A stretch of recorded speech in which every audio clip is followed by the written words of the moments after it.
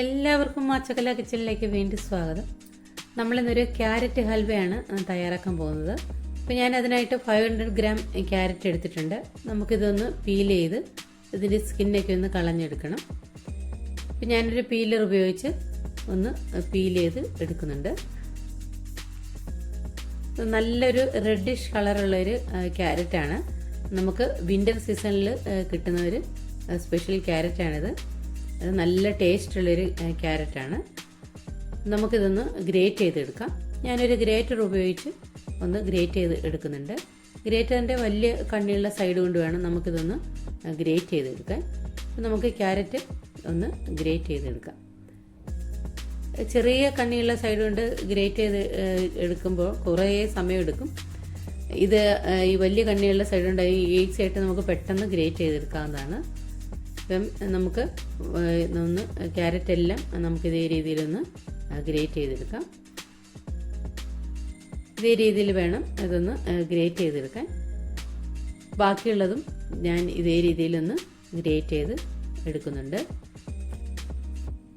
നമുക്കിനി ചൂട് കട്ടിയുള്ളൊരു പാത്രം സ്റ്റൗവിലേക്ക് വെച്ച് കൊടുത്ത് ഇതിലേക്ക് 2 ടേബിൾ സ്പൂൺ നെയ്യ് ഒഴിച്ചു കൊടുക്കാം. ഹോം മെയ്ഡ് നെയ്യാണെങ്കിൽ ഏറ്റവും നല്ലതാണ്. നെയ്യൊന്ന് മെൽറ്റായി വരട്ടെ. ആ സമയത്ത് നമുക്ക് ഗ്രേറ്റ് ചെയ്ത് വെച്ചിരുന്ന ക്യാരറ്റ് ഇതിലേക്ക് ഇട്ട് കൊടുക്കാം. നെയ്യ് ഇപ്പോൾ നന്നായിട്ടൊന്ന് ചൂടായി വന്നിട്ടുണ്ട്. നമുക്ക് ക്യാരറ്റ് ഇതിലേക്ക് ഇട്ട് കൊടുക്കാം. ക്യാരറ്റ് ഇട്ട് കൊടുത്ത് നന്നായിട്ടൊന്ന് ഇളക്കി കൊടുക്കണം. ഒരു 2 മിനിറ്റ് നേരം നമുക്കൊന്ന് ഇളക്കി കൊടുക്കണം.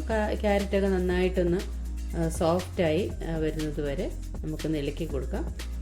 നെയ്യിൽ തന്നെ നമുക്ക് നന്നായിട്ടൊന്ന് വഴറ്റിയെടുക്കാം. ആദ്യം വളരെ ടേസ്റ്റ് ആയിട്ടുള്ളൊരു ഹൽവയാണ്. ശരീരത്തിനൊക്കെ വളരെ നല്ലതാണ് ക്യാരറ്റ് ഹൽവ. അപ്പോൾ കുട്ടികൾക്കൊക്കെ ഇതേ രീതിയിലൊന്നും തയ്യാറാക്കി കൊടുക്കണം. വളരെ ഇഷ്ടപ്പെടും. അപ്പം ക്യാരറ്റിൻ്റെ നിറമൊക്കെ ഒന്ന് നന്നായിട്ട് നമുക്ക് ചേഞ്ചായി വന്നിട്ടുണ്ട്. നമുക്കിതിലേക്ക് മിൽക്കാണ് ഞാൻ ഒഴിച്ചു കൊടുക്കുന്നത്. Full fat മിൽക്കാണ്. 500 ml ആണ് നമ്മൾ എടുത്തിരിക്കുന്നത്. ഇത് തിളപ്പിച്ച പാലാണ്. പാക്കറ്റ് പാൽ എപ്പോഴും തിളപ്പിച്ചതിന് ശേഷം കുക്കിങ്ങിന് വേണ്ടി ഉപയോഗിക്കുന്നതാണ് ഏറ്റവും നല്ലത്. അല്ലെങ്കിൽ കേടായി പോകാനുള്ള ചാൻസ് ഉണ്ട്. അതുകൊണ്ടാണ് പാൽ ഒഴിച്ചു കൊടുത്ത് നന്നായിട്ടൊന്ന് ഇളക്കി കൊടുക്കാം. ഈ പാലിൽ കിടന്ന് ക്യാരറ്റ് നന്നായിട്ട് വെന്ത് വരണം. നന്നായിട്ട് കുറുകി പാലിൽ ആണ് നമ്മളിത് വേവിച്ച് കുറുക്കിയെടുക്കുന്നത്. പാലെല്ലാം തിളച്ച് വരാൻ തുടങ്ങിയിട്ടുണ്ട്. നമുക്കൊന്ന് ഇളക്കി കൊടുക്കാം. ഇടയ്ക്കൊക്കെ നന്നായിട്ടൊന്ന് ഇളക്കി കൊടുക്കണം. ഇല്ലത് ഇത് അടുക്കി പിടിക്കാനുള്ള ചാൻസ് ഉണ്ട്. നന്നായിട്ട് ഒന്ന് ഇളക്കി കൊടുക്കാം. അപ്പം കുറച്ച് വറ്റി വരാൻ തുടങ്ങിയിട്ടുണ്ട്. നമുക്കത് നന്നായിട്ടൊന്ന് വറ്റി വരട്ടെ. അപ്പം ക്യാരറ്റിൻ്റെ കളറൊക്കെ ഒന്ന് ചേഞ്ചായി വന്നിട്ടുണ്ട്. ഇപ്പം കുറച്ച് പാൽ വറ്റി വന്നിട്ടുണ്ട്. അപ്പോൾ കുറച്ചുകൂടെ നന്നായിട്ട് വറ്റി വരുമ്പോൾ നമുക്കിതിലേക്ക് പഞ്ചസാര ചേർത്ത് കൊടുക്കാം. ഇപ്പം പഞ്ചസാര 1/2 കപ്പ് പഞ്ചസാരയാണ് നമ്മളിതിലേക്ക് ചേർത്ത് കൊടുക്കുന്നത്. ഇപ്പം പഞ്ചസാരയ്ക്ക് പകരം മിൽക്ക് മെയ്ഡും ചേർത്ത് കൊടുക്കാവുന്നതാണ്. പഞ്ചസാര ഒന്ന് മെൽറ്റായി വരുമ്പോൾ ഒന്നുകൂടെ അതൊന്ന് ലൂസായി വരും. ഒന്നുകൂടി ഒന്ന് ഇളക്കി കൊടുത്ത് ഒന്ന് വറ്റിച്ച് നമുക്ക് എടുക്കണം. പാനിൽ നിന്ന് വിട്ട് വരാൻ തുടങ്ങുന്ന സമയത്ത് നമുക്കതിലേക്ക് ബാക്കി ഇൻഗ്രീഡിയൻസ് ചേർത്ത് കൊടുത്താൽ മതി. അപ്പോൾ ഇത് പാനിൽ നിന്ന് വിട്ട് വരാൻ തുടങ്ങിയിട്ടുണ്ട്. ഈ സമയത്ത് നമുക്ക് കാർഡമം പൗഡറാണ് നമുക്ക് 1/2 ടീസ്പൂൺ ചേർത്ത് കൊടുക്കുന്നുണ്ട്. ഇതിൻ്റെ സീഡ് മാത്രം എടുത്ത് പൊടിച്ച് എടുത്തിട്ടുള്ളതാണ്. കാർഡമം ചേർത്ത് നന്നായിട്ടൊന്ന് ഇളക്കി കൊടുക്കാം. ഇതിൻ്റെ പൗഡർ അല്ലാതെ സീഡായിട്ടും ചേർത്ത് കൊടുക്കാവുന്നതാണ്. അങ്ങനെ ഇഷ്ടമുള്ളവർക്ക് അങ്ങനെ ചേർത്ത് കൊടുക്കാം. ഇനി നമ്മളിതിലേക്ക് ചേർക്കുന്ന ഇൻഗ്രീഡിയൻസ് മാവയാണ്. മാവ് ഒരു മിൽക്ക് പ്രോഡക്റ്റാണ്. ഇത് പാല് വറ്റിച്ച് പിരിച്ചതിന് ശേഷം നമ്മൾ പനീറൊക്കെ ഉണ്ടാക്കുന്നത് പോലെ ഉണ്ടാക്കിയെടുക്കുന്ന ഒരു പ്രോഡക്റ്റാണ്.